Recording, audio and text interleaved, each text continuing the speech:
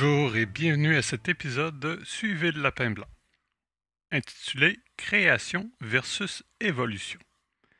Dans certains coins des États-Unis, il y a une chaude lutte entre les créationnistes et les évolutionnistes. Et si je vous disais que les deux ont tort? Enfin, ils ont peut-être des éléments de vérité, mais pas comme ils l'entendent. D'entrée de jeu, si vous ne pouvez admettre que les êtres vivants ont un esprit et plusieurs incarnations, vous ne pouvez pas avoir la vérité. Or, les deux camps ne peuvent accepter ces deux faits. Pour les scientifiques, il n'y a pas de preuve que l'esprit existe. Pour les religieux, l'esprit est un privilège octroyé par Dieu qu'aux humains. Quant à la réincarnation, généralement, ni un camp ni l'autre ne l'accepte. Pourtant, elle est la clé qui change tout. La grande rupture de la vision religieuse de la vie et de l'humain est arrivée avec les théories de l'évolution et de l'origine de l'espèce de Darwin. Or, cette théorie est incorrecte. Ce qui ne veut pas dire que la vision religieuse est correcte. La vérité est plus complexe, du moins sur Terre. Croire que nous descendons du singe, voire d'un organisme monocellulaire des temps anciens, revient à croire que le Falcon Millennium que je viens d'assembler en pièces de Lego descend de la voiture que mon enfant a construite, parce qu'il utilise des pièces similaires. L'ADN est l'équivalent des pièces de Lego pour construire toute la vie, pas juste sur Terre, à la grandeur de notre univers. Pour gagner du temps, un bon constructeur de Lego va créer des composantes et des techniques d'assemblage qu'il va réutiliser dans ses projets. Par exemple, un châssis de voiture, ou placer deux plaquettes avec un décalage. C'est la même chose avec les constructeurs du vivant. Tiens, le modèle du singe fonctionne bien. Nous allons lui ajouter d'autres modules et créer autre chose. Car c'est par l'expérimentation, l'essai-erreur, que les ingénieurs de la vie bâtissent la vie. Certes, il y a une partie évolutionniste dans le processus. Si vous construisez un avion ou un bateau réduit, vous allez le mettre à l'épreuve et l'ajuster en fonction de son comportement dans son milieu. Comment faire voler l'avion plus loin ou que le bateau aille plus vite sur l'eau? Avec la vie, c'est un peu différent.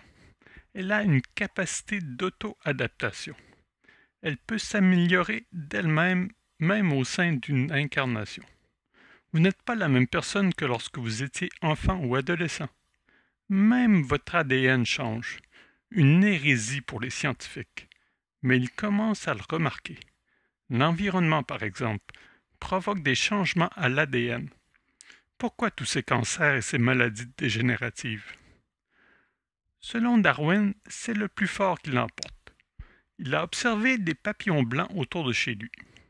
Ces papillons se fondaient sur l'écorce des bouleaux. Or, avec l'accroissement de la pollution de l'air, les bouleaux devenaient de plus en plus gris. Les papillons, à leur tour, se sont mis à devenir plus foncés. L'explication de Darwin est que les papillons blancs devenaient alors des cibles faciles pour les prédateurs et seuls ceux qui réussissaient à se fondre à la nouvelle couleur parvenaient à se reproduire et transmettre leurs caractéristiques. Après quelques générations, il ne restait plus que des papillons foncés. Ce qui accroche pour moi dans la théorie de l'évolution est l'apparition spontanée d'un trait. Pourquoi à un moment donné un papillon naît gris, alors que tous ses ancêtres étaient blancs? Darwin ne parvient pas à l'expliquer vraiment. Les créationnistes vont y voir la main de Dieu. J'ai une autre explication. Le corps est le véhicule pour que l'esprit expérimente le monde physique. L'expérience lui permet d'en tirer un apprentissage, de progresser. Avant de s'incarner, l'esprit choisit les caractéristiques de son expérience pour qu'elles lui soient utiles pour progresser. Le papillon pourrait alors choisir d'avoir une robe plus foncée parce qu'à son incarnation précédente, il s'est fait gober au premier envol par un moineau. Peut-être que son choix ne sera pas concluant, mais il aura expérimenté. Chaque expérience offre un apprentissage global, un ajout à un savoir collectif. Progressivement, ce savoir est accumulé et devient un acquis pour les générations suivantes. Pourquoi ne ressemblez-vous pas à un homme de caverne? Pour les créationnistes, Dieu a tout créé d'un coup de baguette magique. Pouf! Et tout est parfait. Mais si vous considérez la Terre comme un terrain de jeu, un lieu d'expérimentation pour que Dieu en apprenne davantage sur lui-même, la vision de la Genèse ne fonctionne pas. En ce sens, Jean est plus juste. Au commencement était la parole, et la parole était avec Dieu, et la parole était Dieu. Elle était au commencement avec Dieu. Toutes choses ont été faites par elle, et rien de ce qui a été fait n'a été fait sans elle. Jean 1.1. Les physiciens commencent à réaliser que tout est énergie. Ils ne sont pas rendus là, mais même Dieu est énergie.